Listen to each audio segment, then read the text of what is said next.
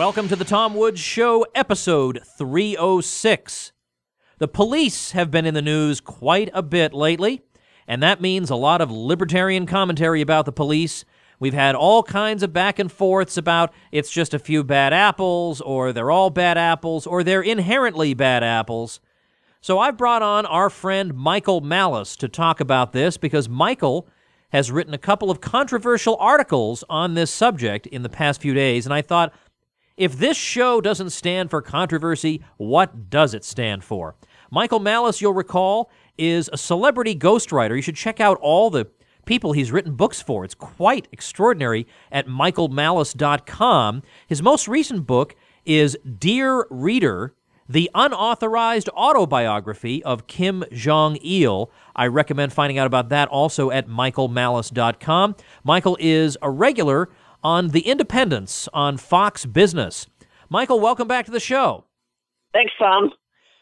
We want to talk about police today, and before we do that, I want to talk to you about not the substance because I didn't see it myself, but just about what happened to you last night on The Independence on Fox Business. You were talking about the police, and it wasn't all agreement. It wasn't all ham and plaques, to quote Montgomery Burns. What happened? They ganged up on you?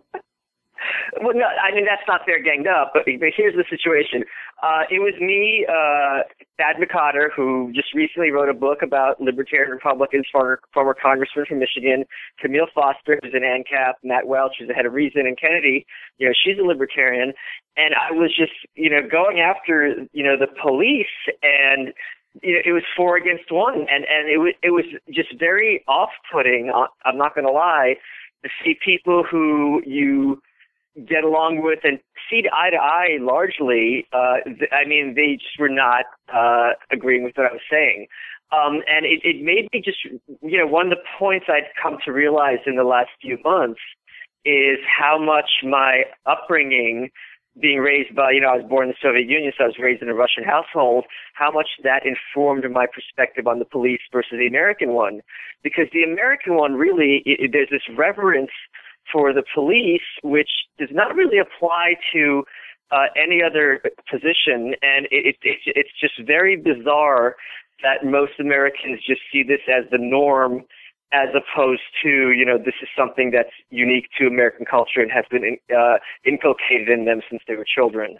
Yeah, I think, obviously the more deeply embedded a presupposition is, the less able people are to see it, the less able they are to perceive it. They don't even know they have it. And when we were just about to start talking, you were saying that the whole episode was rather off-putting, and then I started to talk about my experiences, and I said, well, wait a minute, let's talk about this on the air. I mean, on the one hand, it can be invigorating to have a good, vigorous discussion. On the other hand, there is something, especially when it's on TV and you're outnumbered, it can be tricky and hard. Like I'm like in the old days, like long before Hannity had his own show, it was Hannity and Colmes, and I was on that show, and Colmes and I went at it, and at the time I thought, oh, I don't like this. This is terrible. But everybody said, no, it's great TV, and I ended up selling a whole lot of books as a result of it. So that was great. That's fine. But when I got attacked by the Boston Globe, the New York Times, Reason Magazine, like all these together, well, part of me thought, well, these are never going to be my friends anyway, so, who really cares? But, it's easy to say that 10 years later. At the time, it was kind of terrifying. Like, what the heck is happening here? It's hard to be right. A lone voice. It looks glorious and exciting, but it can be hard to be a lone voice. Now, I want to talk about what you were a lone voice about, and in the show notes, I'll make sure and link people to the 2 articles that you wrote that we're going to talk about right now. And wait, hold on. Let me just say something quickly. Yeah, please say it. And take your time. You're speaking to the person who owns assholism.com, literally. I have no problem with being a lone voice. What I had an issue with was, whenever I'm having conversations with people and they disagree, I have friends. Look, I wrote the book on North Korea. I understand the North Korean perspective. I understand the Stalinist perspective. I understand the conservative perspective, liberal, progressive, even a left libertarian such as yourself, Tom. I can speak to anyone. All right, you've been waiting to use that one on me for a while. Yeah, that's true. That's true. I admit that freely. All right. But what was off-putting wasn't being a lone wolf. It was that I could not map what I knew about their philosophy with the reactions. That was very kind of off-putting to me because I did not anticipate the hostility. And here's just like one point before we get to those articles that I was just kind of thinking, like, if every, well, anyway, let's talk about the articles. I'll get to that point later. Okay, let's start off with the first. I mean, I think your article to conservatives is really well done. I mean, it sounds like an article that I would write. And, wait, hold on, wait a minute, that came out wrong. It's really awesome because it sounds like I wrote. They came out perfectly. No, but I mean, in other words, I was thinking, this is a tricky thing to navigate. Try to talk to conservatives about the police. You got to handle it just so. And, right. You didn't lob any Molotov cocktails into it. I mean, you really handled it with just the right tone. But because you had already gotten off your chest what you wanted to say about the police in the other article called Why I've Never Respected the Police. Now, let me tell you something. I go into this, I definitely want to play devil's advocate with you here because I still, in the same way that I have a lingering sense of respect for Ronald Reagan, even though I know on paper he wasn't so good, but my heart still remembers, the tear down this wall and all. I grew up with that. It's hard for me to just throw that away. Well, likewise, I grew up with the idea of the local policeman and he's making sure nothing bad happens. It's hard for me to discard that. So I do want to play devil's advocate a little bit. But let's talk about first article, Why I've Never Respected the Police. Give us talk about and develop this point that you made just a moment ago about the effects of your own personal upbringing. Because here I am bringing in my upbringing. Your upbringing affects the way you think about even the U.S. police today. How so? Well, I mean, one of the examples I cite in the article is something my dad told me when I was a kid. And he didn't tell. My dad is hardly some kind of, radical firebrand. He worked at Merrill Lynch, So he told me, Michael, and I reiterated this story on BBC Radio, and when I reiterated the story, the host audibly gasped and recalled, and it was just so bizarre to me that this would be a shocking statement. My dad said to me, Michael, wherever you go, wherever you find yourself in the world, the stupidest people are always the cops. Now, my dad also said something else to me. He said, obviously I come from a Jewish household. He said, wherever you go on earth, people are going to hate you because you're Jewish. And when I went to North Korea, I found that, yes, that's true. Even North Korea knows. And so that's something that both of these things have been a part of my head. Obviously, we're not going to talk about the Jewish thing, but I don't understand how someone can look at police officers and not see louts. Regardless of whether you think they're doing a good job but for them would be having chaos or so on and so forth, these are not people you want over at dinner. These are the trashiest people in any community. And I don't get how people, view them as these rarefied men with, capes behind them on horseback. I do actually want to talk to you about being Jewish and being in North Korea, but we'll have to do that separately because as it is, this conversation could go on all day, but I am interested in that subject. But, okay, I still have this sense, though, that it's an overstatement. It's hyperbole to be comparing the American police with the Russian. I'm not worried that an American policeman is going to take me away and I'll never be heard from again. And I know I'm going to get emails from people saying, well, such and such person had this happen to him in 1987. Okay, but not 10 million. I'm not on my list of worries. That's not even on there. So don't you think you're overdoing it? Well, no. I mean, this is exactly the criticism that happened yesterday, and the point I made is this isn't a question about politics. This is a question of manners. If you sign up for a job, and by the nature of your job, you are raising your voice to other adults, and you're demanding to go through their possessions, what kind of person are you? What kind of person is drawn to a job like that? This is just it's just a reflection on your character. It has nothing to do with one's political stance.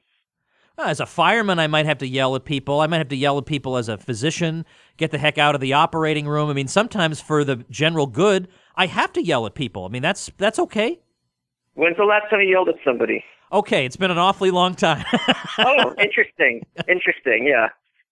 So it's very bizarre. But here's the other point. So again, the point, broad brush. This is a criticism that I hear frequently about how you can't say that there's good apples and bad apples in every bunch. And my point is, no, you cannot be. One of the other points of the article is you cannot be a good apple as a policeman, and here's why. Let me give you the story, an example that's the most favorable to the police possible. You have a kid who's growing up, and he's a complete terrible quality person. He is lazy. He doesn't do his schoolwork. He disrespects his parents. He comes from not a broken home. His parents work very hard to instill good values in him, but he's just a terrible, terrible person, right? He drops out of school as soon as possible. He does not think about the future. He's living day to day. This really brings nothing to the table, right? As a consequence of the war on drugs, there is a huge black market that has been created, which creates incentives for people like him. And this is that you would not disagree with, I'm sure, right, Tom? Yeah, right. Right. So as a result of this, he's like, you know what? I can't go to even McDonald's because I can't show up not late to work because I'm such a jerk. So this is my only way to create, to generate revenue for myself. He starts selling drugs. Marijuana, let's even say. He's got like a lot of it. Now, we also know that marijuana has literally never killed anyone, as opposed to cigarettes or alcohol or even cars. But literally no one has ever died from marijuana. You can't overdose on it. He sells. He's got like a lot in his house. Cop comes and arrests him. Now, this person is a very, very low-quality person. But as a consequence of all these things he's done, he is going to be sent to jail. Part of the things that will happen to him in jail, he will almost certainly be raped. And even if he's not raped, he will 100% certainly be living in constant terror. Now, if you take this admittedly worthless young man and feed him into this machine, you cannot continue to call yourself a good person, is my position. All right, but of course, everybody knows we need to have some kind of security service. You know, we would have that in a free society. Nobody disputes that. But maybe you could say, look, in this system, that's the way it works. We have terrible laws, and they're being enforced, and it's terrible. But there's zero chance of privatizing the police tomorrow, so I have to go along with the system that exists. And either, given that the system is not going to change in terms of privatizing it, that's just not going to change. It'd be nice, sure, but it's not going to happen. Correct. We might as well have the police be populated with as many reasonably decent people as we possibly can who regret that they have to be part of this, but at least in those areas where they have some discretion, they can try to be reasonable. They can overlook your speeding ticket. They can look the other way here and there. They can try to be helpful. You know, I mean, in other words, there could be an honorable person who says, yeah, I hate half the laws, but I'd rather have me who hates half the laws doing the enforcing than somebody who really relishes it. Well, you're switching goalposts and making a cardinal error. The first error you're making is that you're right now advocating arbitrary enforcement of the law. Yes, I am. Yes, I am. Which is a hallmark of totalitarianism. No. If it's an evil law, I'd rather have it arbitrarily enforced than fully enforced. You'd rather have it not enforced at all, obviously, is the ideal. But the thing is, I will concede all those points for the sake of argument that you made, that we need to have the police, they're not going to be privatized, that you'd rather have righteous ones than not righteous ones. However, that does not cleanse the hands of that person who puts on the badge. He is still committing evil acts. Murderers hold doors open for old ladies.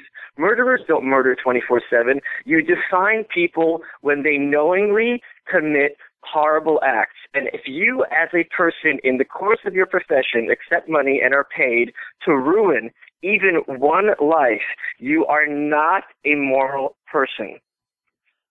What did people say on Fox Business last night? You must have made that particular specific objection. What did they say to that? I did not. I made that objection because I was going home and ruminating because they were coming at me, and I'm like, what could I have said? Oh, it turns out jerk store was the line. Jerk store. So you got to contrive to get them all together again, right? Yeah, it was Esprit d'Escalier. No, so that to me, because I respect those people. I respect all of them individually and as a group. And I'm like, okay, what could I have said that the fact that they were reacting so harshly, what could I have said differently, and how am I wrong? You know, it's very possible that I'm wrong, and I considered their criticisms very seriously. And I'm like, is it true that maybe there's some good ones and some bad ones? And I don't think that it's possible to be a good police person, good human being, and a policeman. And I go back to one of my favorite philosophers, who I think libertarians kind of undervalue, Albert Camus, who was French. You know, he was a member of the Communist Party, but he was really the biggest philosopher of conscience. And one of the things that he always talks about is, his favorite little quote that people post all over Facebook is, "It is the job of thinking people not to be on the side of executioners." And he made the point, which really resonated with me, that a moral person is never called upon to do the wrong thing. And I guess the American analog would be like those Quakers, you know, who are not drafted because they won't take up arms even in a just cause. Do you have a video of the segment? Is it anything that you would mind if people saw? Or do you look back on it fondly, or do you look back on it with regret? I haven't seen it yet, so I mean, it hasn't been uploaded as we're speaking, so I don't know if it will because this is the after show.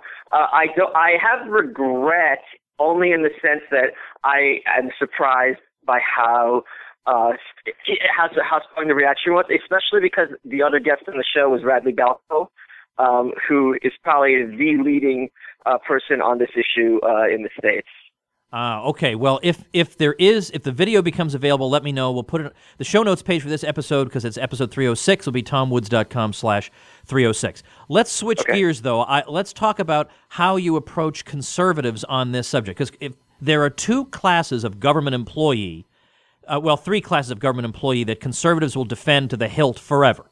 It's the military, the police, and public school teachers. The public schools spend too much money, but they ain't never going to get rid of them.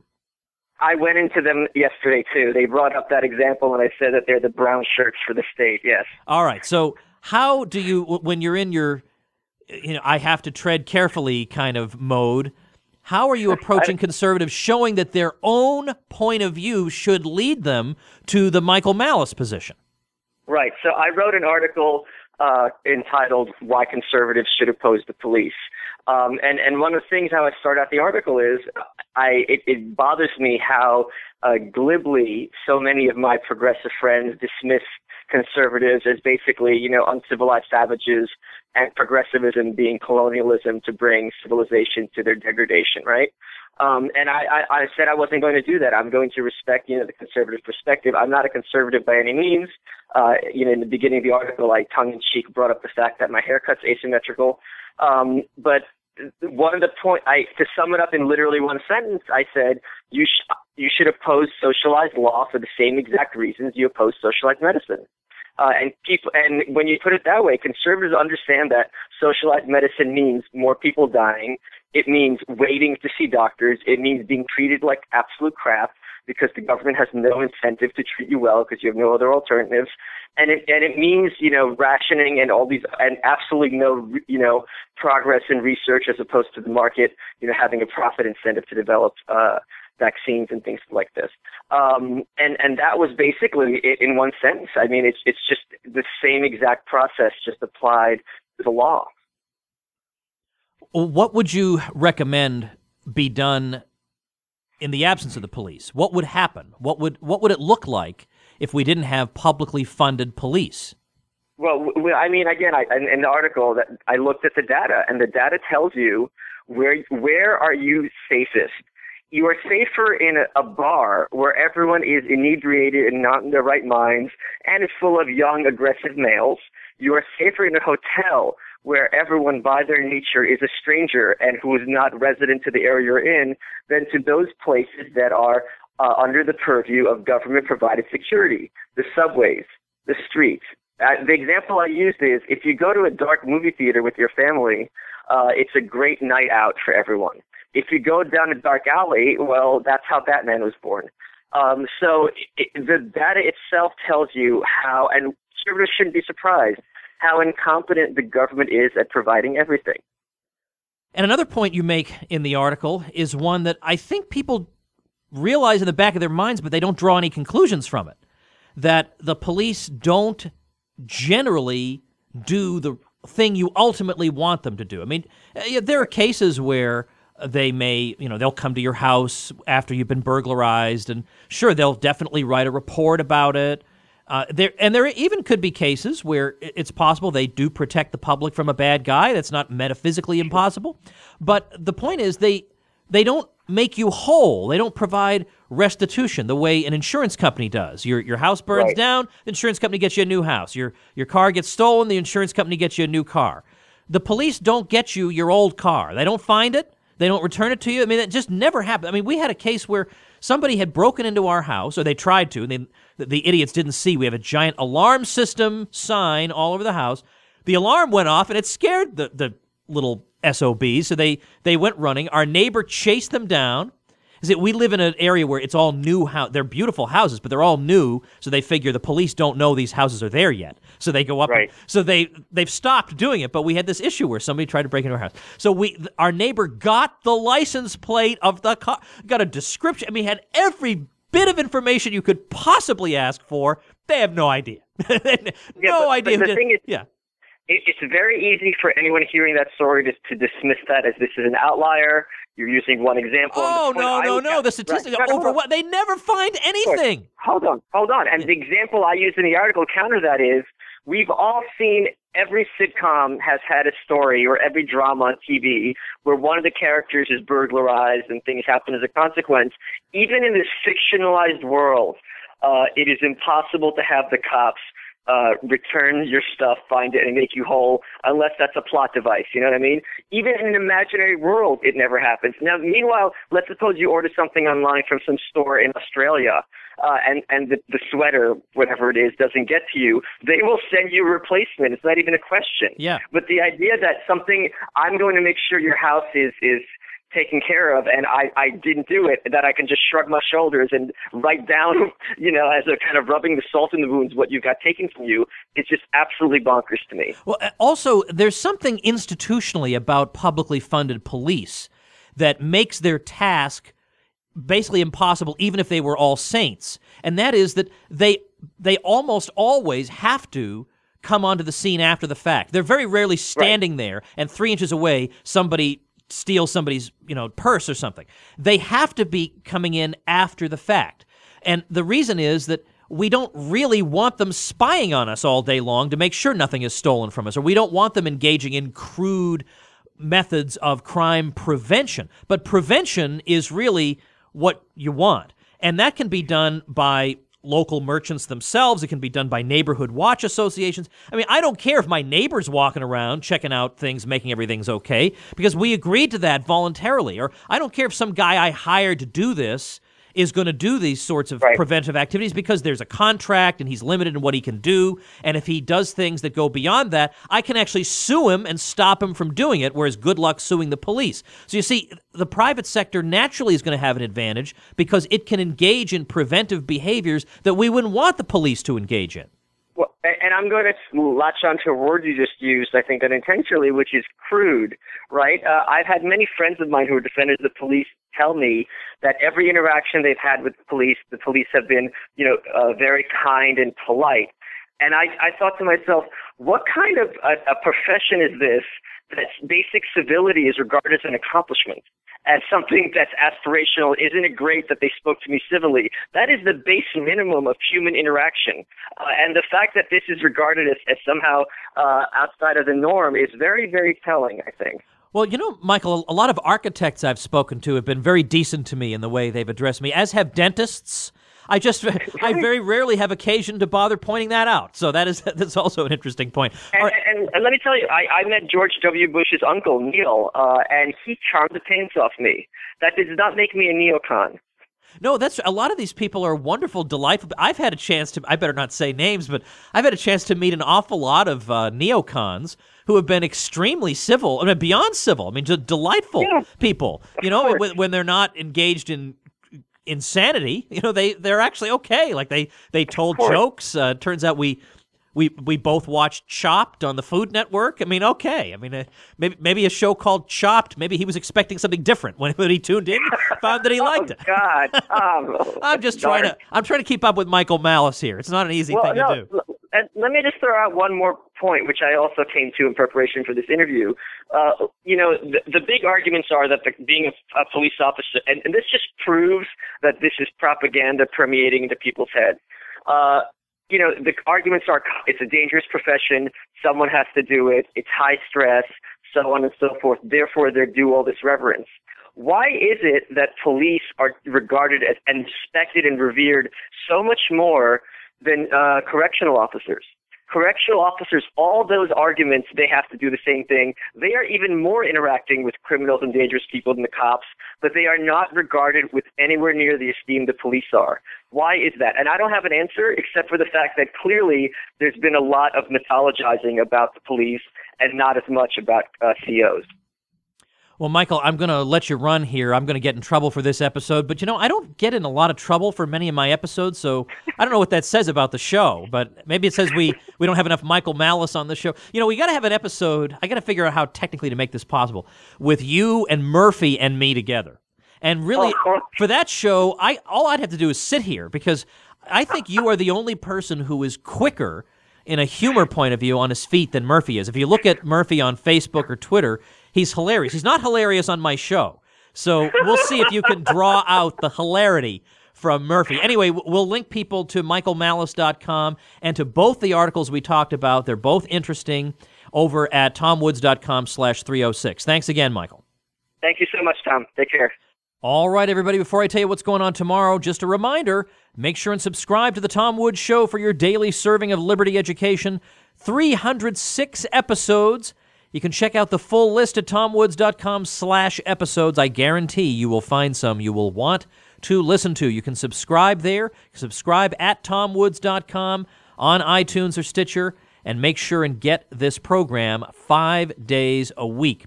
We're taking a brief hiatus. December 23rd will be our last show of 2014, and we will return January 5th, 2015, refreshed and renewed. Tomorrow, Mark Thornton is going to come back to the show because tomorrow is the 100th anniversary of the Harrison Narcotics Act, and Mark, being an expert on the war on drugs, is going to have some commentary you won't get elsewhere.